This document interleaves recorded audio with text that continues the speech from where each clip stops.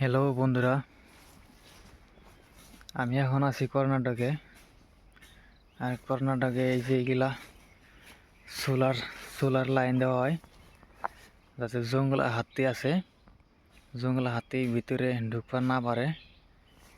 তো এদিকে হচ্ছে ফরেস্টার, এদিকে এই জঙ্গলের ভিতরে হাতি আছে, বহুতগুলো হাতি আছে।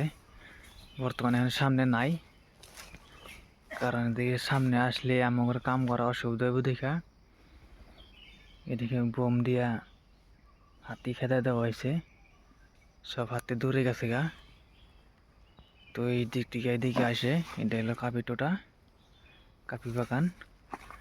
তো আমরা আজকে কাম করতেছি এই সোলারের সাথে এই জঙ্গলগুলা টাচ হয়েছে, টাচ হইলে গেলা ফায়ারিংটা কমে যায়,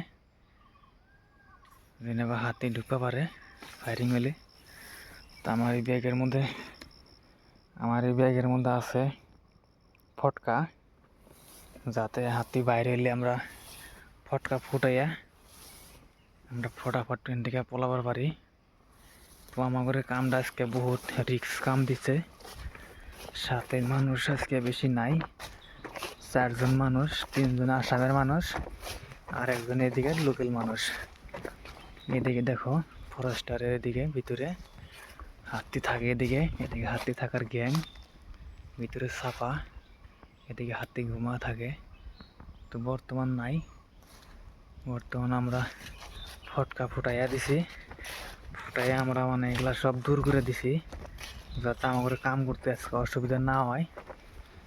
তার জন্য আমরা সাথে ব্যাগের মধ্যে আমাদের ফটকা আছে, মালিকে ফটকা দিয়ে দিছে, কোনো সময় যদি বাইরের সামনে পড়ে ফটকা ফুটাইয়া আমরা পলামো।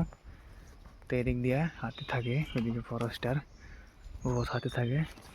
এটা হলো সোলার, এই সোলারের সাথে টাচ হইলে হাতি আর ভিতরে ঢুকতে পারবো না। তো বর্তমান লাইন নাই, আমরা এটা লাইন কাটে দিছি, সোলারের লাইন নাই, লাইন কেটে দিছি। এটা হলো মেন লাইন, এই লাইনটা আর হাতির যখন কপালে লাগে তখন পুরা চিল্লাইয়া ওরা পলায়।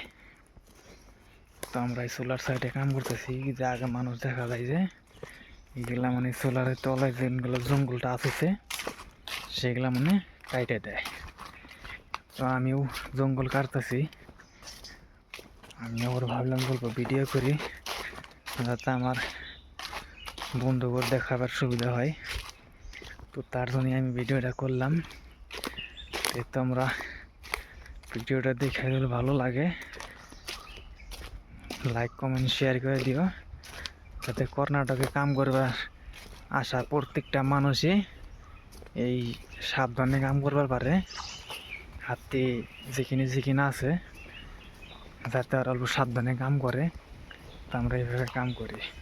ওইদিকে মানুষ দেখা গেছে যে এগুলা সব আমার করে সাথে কাম করা মানুষ, এগুলা